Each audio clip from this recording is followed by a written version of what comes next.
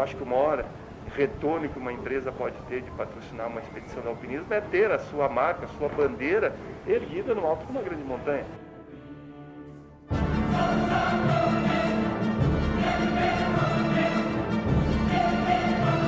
É uma longa história, tenho apenas 49 anos e digamos que acredito que estou no meio dessa grande jornada, né, rumo ao alto das grandes montanhas.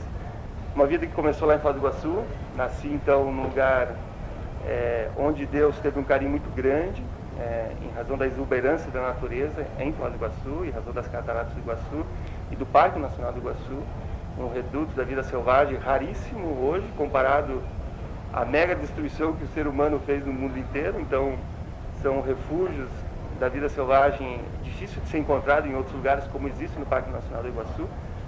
E a minha infância foi muito marcada por isso, pelo mato, pelos rios, pelos animais que existem na região de Foz do Iguaçu, já que até os 12 anos eu morei numa chácara, morei num sítio com a minha família.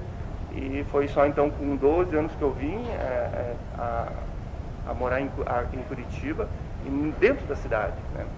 E aí houve essa necessidade natural de eu buscar a natureza que estava aqui próximo, na Serra do Paraná, que é um outro reduto da vida selvagem, da natureza, extremamente importante para os brasileiros, devido principalmente à água que fornece para nós, habitantes aqui de Curitiba e para várias outras cidades, né? Mais da metade da população do Brasil depende da água que vem da Serra do Mar. Então esse meu amor pelas montanhas, ele começou pelo amor à natureza primeiro. A gente poderia dizer que o montanismo assim, inspirou você a esse trabalho e não o contrário. Normalmente as pessoas buscam uma profissão e fazem uma orientação vocacional. Assim, o fascínio pela natureza e pela montanha foi que te inspirou desde cedo, assim, inclusive no autodidata?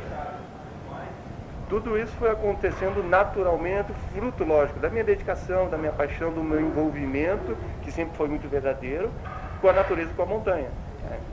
Mais ou menos isso que aconteceu, e eu acho isso, e esse fascínio, esse envolvimento, ele é imenso ainda hoje. E hoje eu busco regiões menos visitadas, como essa que eu vou visitar agora no Peru, que é uma região próxima a Cusco, que é uma região próxima a Machu Picchu, mas onde praticamente não existe vegetação, porque são vales inacessíveis, são montanhas praticamente isoladas nos redutos mais longínquos dos Andes.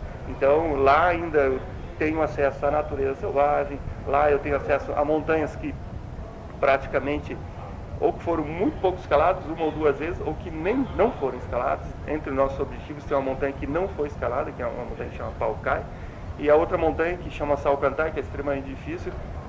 Esse cume que a gente vai enfrentar tem 2 registros só de ascensões, ou seja, são montanhas realmente praticamente virgens. E aí o que isso significa para uma pessoa como eu? Uma descoberta. Então não tem um caminho traçado, a gente não tem quase referências.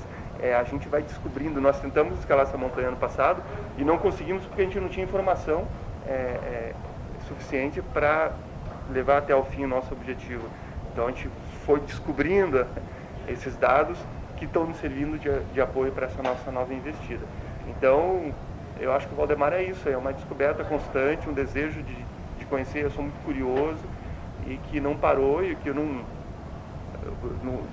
sei o que é comodismo, não sei o que é conformismo.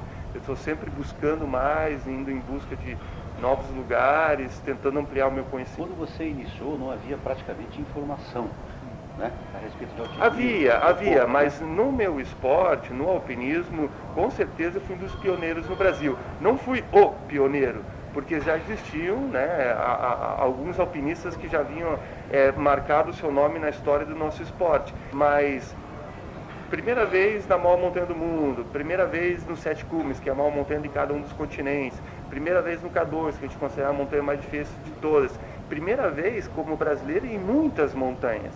E ser o primeiro, como você mesmo falou agora, você paga um preço muito caro às vezes, porque você não tem essa informação, esse caminho não está traçado, foi construído esse caminho, né? Não existia quase literatura, digamos, no Brasil, né, sobre montanhismo. Hoje eu tenho 5 livros publicados que podem servir de referência. Hoje nós temos a internet. Quais dicas você daria para um jovem que se interessa por alpinismo, por esportes radicais?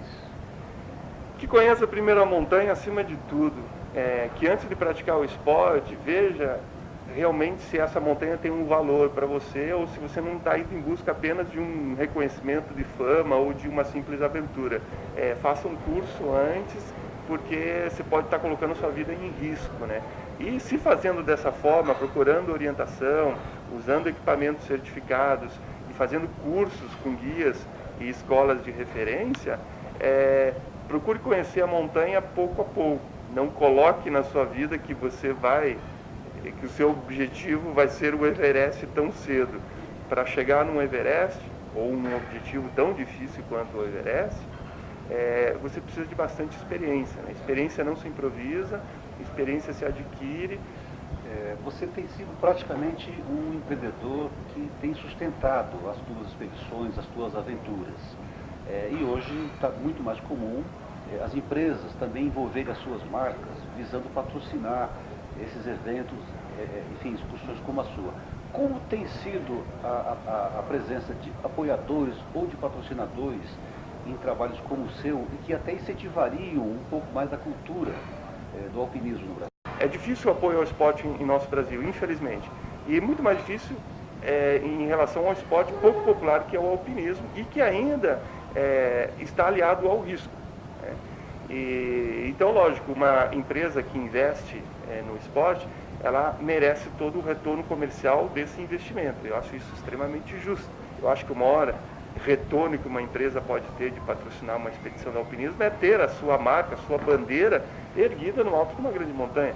Que empresa que não gostaria de ter a sua marca levantada no topo do mundo? Imagine o apelo comercial que teria e a analogia que se poderia fazer, a campanha publicitária que se poderia fazer se a empresa tivesse esse trunfo, se um alpinista pudesse proporcionar esse trunfo para essa empresa. Infelizmente, muitas empresas não têm essa visão, porque qualquer empresa de médio porte ou grande tem condições de investir em um ano R$100 mil num esporte. Pelo amor de Deus, se essa empresa não fizer isso, eu acho que essa empresa está com a posição errada no mercado, né?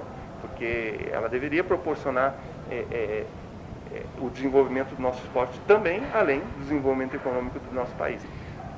Fruto do teu trabalho escalando montanhas do mundo, existem livros. Você está no 5º livro. Uhum. Este está saindo do forno. Esse é o 5º livro que eu fiz. Eu tenho o primeiro livro, Tudo pelo Everest, que foi feito com recursos próprios da minha tentativa de escalar o Everest em 91, recursos próprios não apenas meus, mas de meus amigos. Fazer livro no Brasil é muito difícil.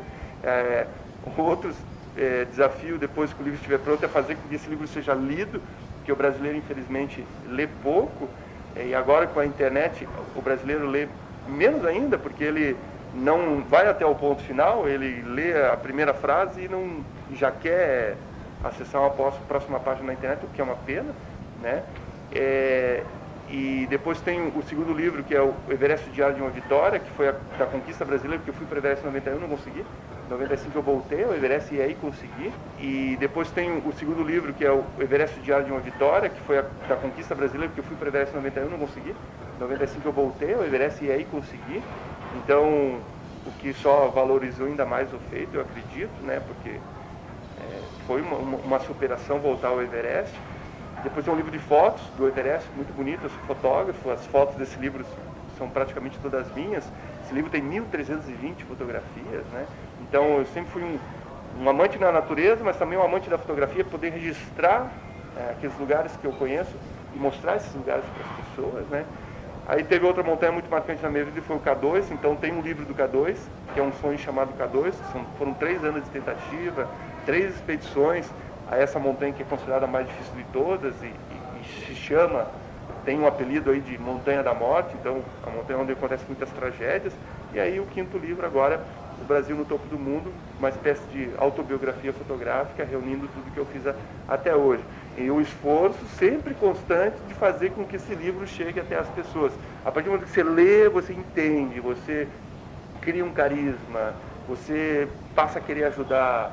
E eu tenho, lógico, várias pessoas que me ajudam, várias pessoas que leem os livros, várias pessoas que acessam o meu site, e a gente vai criando uma corrente muito saudável. As pessoas mudam de vida, de estilo de vida, passam a frequentar mais a natureza e passam a ter uma vida mais saudável. Eu fico muito feliz de fazer parte, né, como um agente incentivador nesse sentido para essas